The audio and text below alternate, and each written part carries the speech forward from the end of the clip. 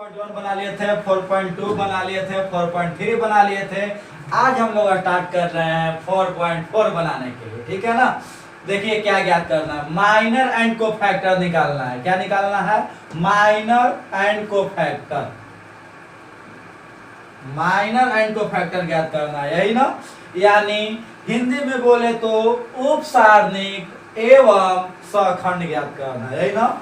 आप लोग बहुत दिन से पूछ रहे थे सर जी उपसारणिक एवं सखंड निकालना बताइए, आज आ गया दिन। ठीक है, देखिए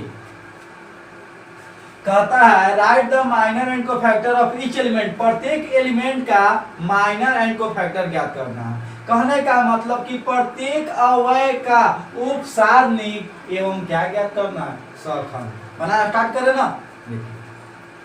सॉल्यूशन यही ना दिया है, गिवन 2 -4 0 3। ठीक है, ये तो लिखने आता है आपको। इसको 1 1 बोलते हैं, इसको 1 2 बोलते हैं, इसको 2 1, इसको 2 2। ये को लिख देते हैं लेकिन नहीं लिखेंगे, ध्यान दीजिएगा। A 1 1, A 1 2, A 2 1 और A 2 2। ठीक है, चलिए 2 का माइनर चाहिए। किसका माइनर चाहिए? 2 का। ठीक है, डायरेक्ट लिख दे कि लिख दे। देखिए 2 का माइनर चाहिए। माइनर ऑफ 2 इज, बोलिए 2 का माइनर। तो 2 का माइनर क्या हो जाएगा? माइनर को एम से भी करते हैं तो 2 का क्या है? कितना रो कितना कॉलम है? एक रो एक कॉलम है, यानी एम 1 1, यही ना। कोई डाउट? अब देखिए 2 के आमने सामने खत्म, कितना आया? 3। ठीक है, ये 2 का आपका माइनर निकला। कोई दिक्कत? अब आइए -4 का माइनर बोलिए। किसका? -4 का माइनर।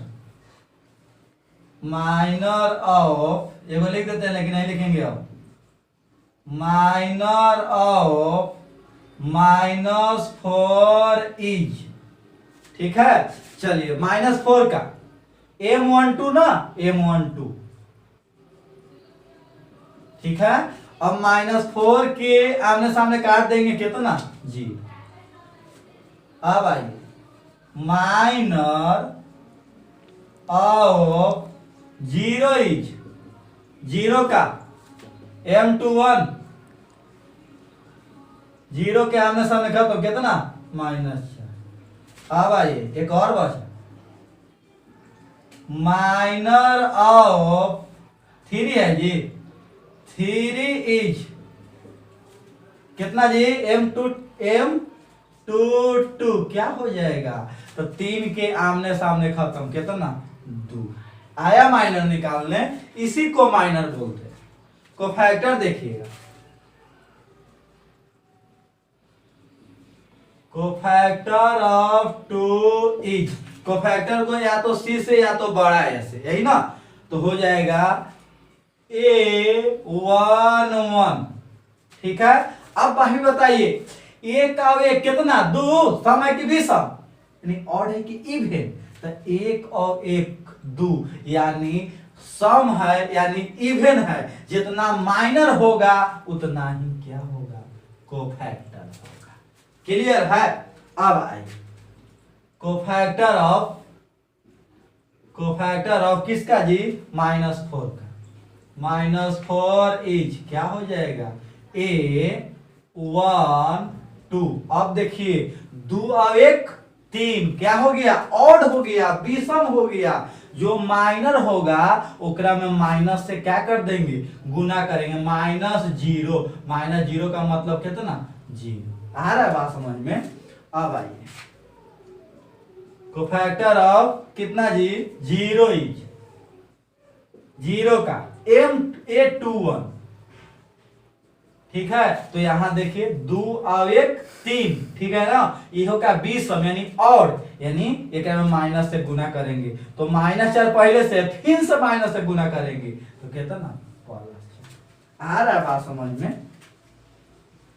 कोफैक्टर ऑफ किसका? 3 इज कितना? A टू टू, देखिए ध्यान दीजिए, 2 और 2 4, यानी सम है, यानी जो माइनर होगा वही क्या होगा, कोफैक्टर होगा, यानी जो उप सारणिक होगा वही क्या होगा, सखंड होगा। तो कितना 2, क्लियर है, डाउट है, यानी ये हो गया आपका उप सारणिक और ये हो गया आपका कोची सखंड।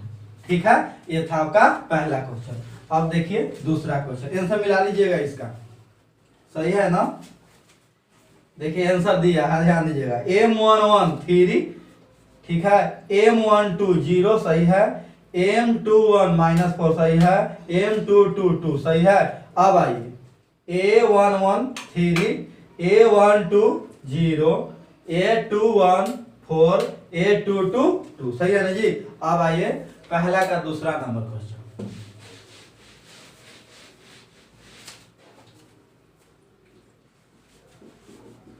पहला का दूसरा नंबर सॉल्यूशन। ठीक है जी, देखिए A C B D, यही ना। चलिए आप तो जान गए हैं इसको, अब कि इसको हम लोग लिखेंगे A11 1 2 2 1 और 2 2, यही ना जी। चलिए ए का माइनर चाहिए, चलो ए का माइनर चाहिए ना, कितना हो जाएगा, एम डायरेक्ट लिख दो ना। चलिए M11 यानी ए के आमने सामने कट जाएगा, कितना आएगा जी, डी डी, एक क्वेश्चन है डी। ठीक है, अब आइए M12 इसका सी के आमने सामने खत्म, कितना जी, बी। अब आइए, ठीक है ना, बी का यानी M21 इसका सी। अब आइए M22 किसका जी, कितना, ए। इधर आइएगा A11, देखिए यानी हमको सखंड निकालना है, यानी हमको कोफैक्टर निकालना है। एक और एक 2 सम है ज्यों के त्यों। अब आइए A12, देखिए 2 और 1 3, विषम है, माइनस लग जाएगा। अब आइए A22 क्या है जी, 2 1 है, विषम है, माइनस लग जाएगा। A22 क्या है जी, सम है, ज्यों के त्यों, यही आंसर मिला लीजिएगा। ठीक है,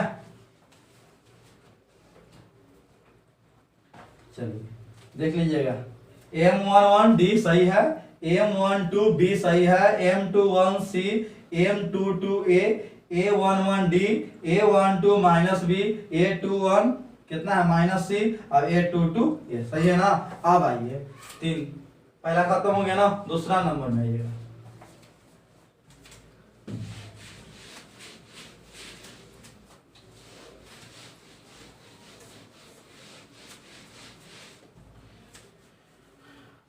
टू का फर्स्ट नंबर का सॉल्यूशन गिवन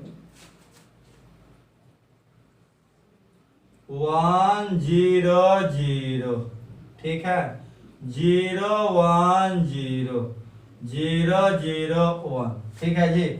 इसको जानते हैं हम लोग A11 1 2 1 3 2 1 2 2 2 3 3 1 3 2 3 3, यही ना। चलिए ध्यान दीजिए, इसको बोलेंगे A11 1 2 1, सही है। चलिए इसका माइनर चाहिए, यानी M11 चाहिए आपको, यही ना। तो देखिए एगो दिखाते हैं सोल्व करके, कैंसिल क्या बचा जी, 1 0 0 1, सोल्व करिएगा तो 1 × 1 1 - 0, यानी कितना आ गया, 1 आ गया। ठीक है, अब आइए M12, ठीक है, इसको अब समझ में आ गया ना बात, तो लिख दें डायरेक्ट ना, M11 यानी हट गया 1। अब आइए M1 और 2, यही ना 1 2 ई चाहिए, कैंसिल 1 में 0 से गुना करेंगे, 0 - 0 कितना, 0। अब आइए M13 देखिए इसके सामने एक खत्म 0 0। अब आइए M21 बोलिए 21 यानी 21 ही है। ई कैंसिल तो ई काटेंगे तो 0 0 में 1 से तो 0 माइनस 0 कितना 0। M22 ये ना एक खत्म देखिए कितना बचा यानी 1 में 1 से 1 माइनस 0 ठीक है यानी 1। कितना जी 23 जी M23 ये 0 वाला एक खत्म तो 0 माइनस 0 कितना जी 0। अब आइए M31 यहाँ आइए ई कैंसिल 0 0। M32 आइए जी 32 दिख रहा है ना यहाँ पे ई खत्म 0 माइनस 0 0। M बोलिए 33 इसका एक खत्म 1 ठीक है। अब आइए अब तो आपको फैक्टर आराम से लिख दीजिएगा। देखिए A11 एक का एक दो सम यानी इवेन ज्यों के त्यों। A12 दो अब एक 3 माइनस लग जाएगा 0 ही रहेगा 3 अब एक। अब आइए A13 3 अब एक 4 ज्यों के त्यों ठीक है ना। अब आइए 2 अब एक 3 माइनस लग जाएगा 0। अब आइए A22 2 2 4 ज्यों के त्यों। अब आइए A23 3 और 2 5 माइनस लग जाएगा। अब आइए A31 कितना जी 3 और ज्यों कहते हैं 0। A32 कितना जी 3 और 2 5 3 और 2 5 ठीक है ना यानी माइनस लग जाएगा 0। और A33 कितना जी वो जो कहते हैं 3 6 सही है कोई दिक्कत। अब दूसरा क्वेश्चन देखिएगा। हाँ देखिए जी दूसरा नंबर सॉल्यूशन गिवन 104 35 माइनस 1 और 0 1 2 यही है ना। चलिए जान गए आप लोग। A11 बोलते हैं इसको 12 बोलते हैं 13 बोलते हैं 21 बोलते हैं 22 23 31 32 और 33 क्लियर है ना। चलिए हमको चाहिए M11 ध्यान दीजिएगा आपको थोड़ा फास्ट देखिए यहाँ पे ध्यान दीजिए हो जाएगा ना। तो कितना हो जाएगा 5 दूनी 10 देखिए ध्यान से 5 दूनी 10 ठीक है। देखिए एक खत्म क्या बचेगा 5 माइनस 1 1 2 तो 5 दूनी 10 माइनस 1 10 अब 11 ठीक है। अब आइए M12 के केस में 0 वाला एक खत्म कितना बचा 3 माइनस 1 0 2 तो 3 दूनी 6 माइनस 0 कितना आ गया 6। अब आइए M13 ठीक है M13 कौन 4 वाला एक कैंसिल तो 3 माइनस 0 3 ठीक है। अब आइए M21 ए वाला एक खत्म तो 0 में 2 से 0 माइनस 4। M22 ए वाला एक खत्म तो 2 माइनस 0 2। M23 ए वाला कैंसिल 1 माइनस 0 1। M31 जी ए वाला कैंसिल 0 माइनस 20। M32 जी ई 1 के कैंसिल -1 और माइनस चलती है 12 एक 13। एक और जी M33 बोलिए ना, एक कैंसिल, ठीक है। तो 5 एकम 5 0 हो जाएगा। अब आइए सखंड देखिए, कोफैक्टर देख लीजिए, बस कुछ नहीं, खाली बस सम विषम करते जाइए, माइनस प्लस लगाते जाइए, काम खत्म। देखिए एक और एक 2, आप लोग बोलिए समय की विषम, एक और एक 2 सम, यानी ज्यों के त्यों। अब आइए A1 2, 2 और एक 3, माइनस लग जाएगा। अब आइए A1 3, 3 और एक 4, ज्यों के त्यों। अब आइए A2 1, 2 और एक 3, माइनस लग जाएगा, 4 हो जाएगा। अब आइए A2 2, कितना है जी 2, ज्यों के त्यों। अब आइए A2 3, 3 2 5, माइनस लग जाएगा। अब आइए A3 1, 3 और एक 4, ज्यों के त्यों। अब आइए A3 2, 3 2 5, माइनस लग जाएगा, 13 हो जाएगा। अब आइए A3 ज्यों के त्यों। आया समझ में? यही था आपका उप सारणी और सखंड निकालने के लिए। अब है तीसरा नंबर क्वेश्चन। कहता है क्वेश्चन, तीसरा नंबर क्वेश्चन, कि दूसरी पंक्ति के अवयवों के सखंडों का प्रयोग करके क्या करना है, इस डिटरमिनेंट का मान ज्ञात करना। देखिए फिलहाल मेरे पास इंग्लिश का बुक नहीं है, इसलिए हम हिंदी बुक का ही क्वेश्चन लिखे, ठीक ना। आप लोग देख लीजिएगा, एक क्वेश्चन है same to same English book में। देखिए इस सारणी का आपको मान ज्ञात करना, ठीक ना। तो आप पहला तरीका जानते हैं कि कोई से एक्सपेंड कर देंगे, या तो R1 से, या तो R2 से, या तो R3 से, या C1 से, C2 से, या C4, आंसर आ जाएगा। या प्रॉपर्टी लगा देंगे, आपका आंसर आ जाएगा, ठीक ना। लेकिन यहाँ जो क्वेश्चन बोला है कि सखंड का प्रयोग करके बनाना है, ध्यान दीजिए बात, किसका प्रयोग करके बनाना है, कोफैक्टर का प्रयोग करके, यूजिंग कोफैक्टर। सखंड के प्रयोग का मतलब समझे है, यूजिंग कोफैक्टर, यूजिंग कोफैक्टर, यानी कोफैक्टर के यूज करके इस डिटरमिनेंट का वैल्यू ज्ञात करना है, ठीक है। देखिए कैसे बनेंगे। Solution given delta is equal to 5 3 8 2 0 1 1 2 3। कोई दिक्कत? चलिए यहाँ हिंट किया है आपको किस पंक्ति के अवयव लेना है, तो यहाँ क्लियर कर दिया है, दूसरा पंक्ति के अवयव लेना है, यही ना।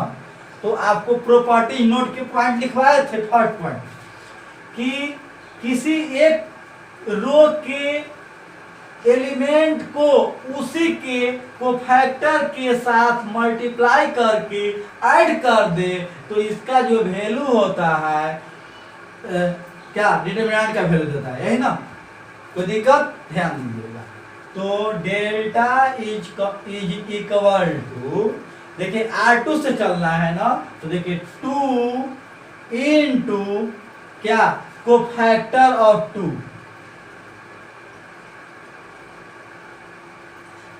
क्लियर है। 2 इंटू, यानी हम लोग जिस रो से या जिस कॉलम से चलेंगे उसका एलिमेंट और उसी के कोफैक्टर के मल्टीप्लाई करके ऐड करेंगे, तो डिटरमिनेंट का वैल्यू देगा, यही ना। तो 2 इंटू कोफैक्टर ऑफ 2, क्लियर है, प्लस क्या 0 इंटू कोफैक्टर ऑफ 0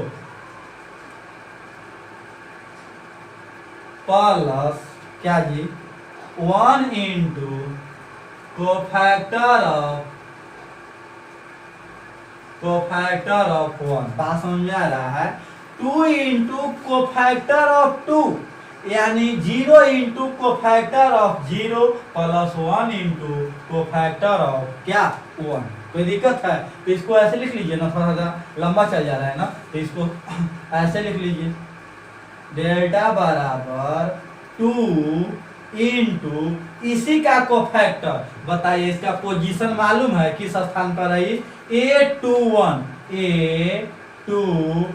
ठीक है, प्लस 0 इंटू इसका पोजीशन बोलिए 2 1 2 2, टू टू प्लस इसका पोजीशन बोलिए 1 इंटू क्या जी ए टू थ्री। ठीक है, जिस रो का एलिमेंट लेंगे उसी के कोफैक्टर के साथ मल्टीप्लाई करके ऐड करेंगे, डिटरमिनेंट का वैल्यू देगा।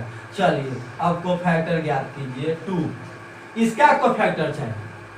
ठीक है, तो पहले इसका माइनर आसानी से ज्ञात कर लीजिए। देखिए कोफैक्टर कैसे 2 का डायरेक्ट ज्ञात करेंगे, तो यहाँ ऐसे ऐसे यही ना, 3 3 9, देखिए ध्यान दीजिए 3 3 9 और 8 दूनी 16, यानी 9 माइनस 16 इक्वल टू -7। माइनर आ गया -7, लेकिन हमको क्या चाहिए कोफैक्टर, तो 2 और 1 3 क्या है जी, विषम है, ऑड है, प्लस कर देंगे 7।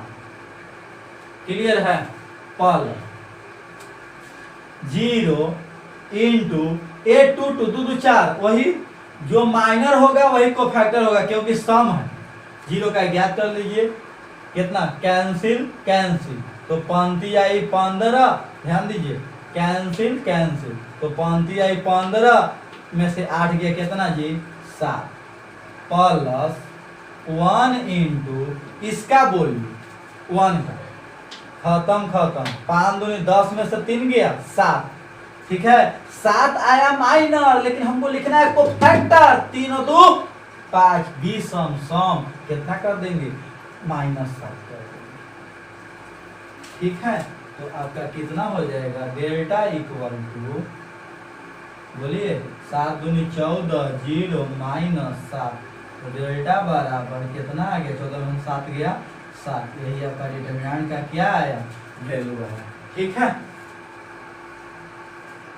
हाँ चौथा क्वेश्चन देखिएगा क्या बोला है, तीसरे स्तंभ के अवयव का प्रयोग करके क्या करना है, इसका मान ज्ञात करना है। अब देखिए अब की बोल दिया कि तीसरे स्तंभ का प्रयोग करेगा, इसका नहीं, C1 नहीं, C2 नहीं, किसका, C3 के प्रयोग करके और सहखंड यानी कोफैक्टर के यूज करके इसको बनाना, यही ना। चलिए ध्यान दीजिए, सॉल्यूशन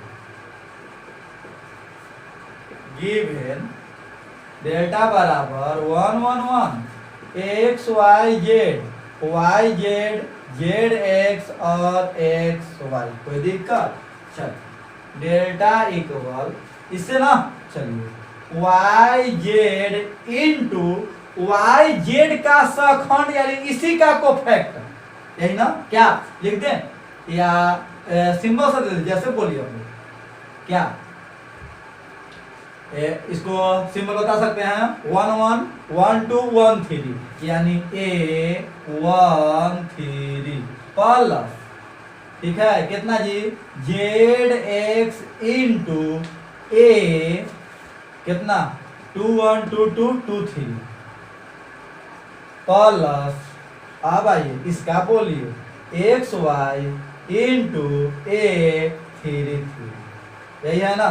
चल डेल्टा बराबर YZ इंटू बोलिए इसका क्या, सहखंड यानी कोफैक्टर, इसका देखिए इसके सामने खत्म खत्म,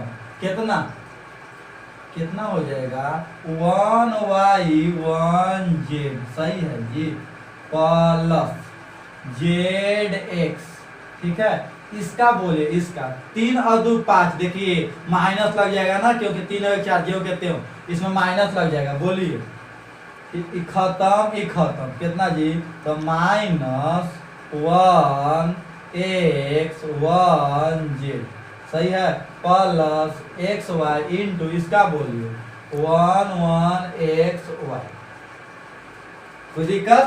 अब आइए डेल्टा बराबर YZ into Z minus Y minus ZX into Z minus X, XY into Y minus X, सही है। चलिए अब ध्यान दीजिएगा, बेटा पढ़ना,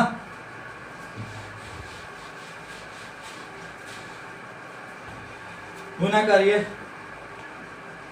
डेल्टा बराबर YZ square minus Y square Z, minus Z square X minus minus plus plus Z X square plus इसको जो कि ऐसे छोड़ दीजिए एक्स वाई वाई माइनस है, गुना भी कर सकते, कोई दिक्कत नहीं होगा।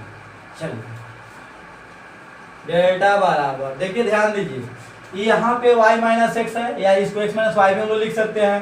तो ऐसे ही सोचिए कि इन दोनों में x माइनस वाई कैसे मिलेगा, यहाँ कैसे मिलेगा, ये सोचना है आपको। देखिए क्या करें, ध्यान दीजिए, ठीक है। ये दोनों में z कॉमन कर दीजिए और ये दोनों को एक साथ लिख दीजिए, कितना हो जाएगा Y Z square minus Z square X plus Z X square minus Y square Z plus minus common कर लीजिए, तो माइनस कॉमन कर लिए तो X Y X minus Y, ठीक है। कॉमन करिए यहाँ से कितना Y Z Z square common, यहाँ से कितना कॉमन देगा Z square minus Z common लीजिए, माइनस जेड स्क्वायर कॉमन ले लिए तो ये हो जाएगा x, गुना करके देख लीजिएगा माइनस जेड स्क्वायर एक्स, ये हो जाएगा माइनस वाई, क्योंकि माइनस माइनस प्लस यही आ जाएगा ना Y Z square plus Z common करिए X square minus Y square minus X Y X minus Y, ठीक है जी। अब आई डेल्टा बराबर minus Z square X minus Y Z A square minus तोड़ दीजिए तो X minus Y into X plus Y minus X Y X minus Y, ठीक है। एक्स माइनस वाई सब में मिल रहा है, कॉमन लीजिए उसको, एक्स माइनस वाई कॉमन, कितना बचा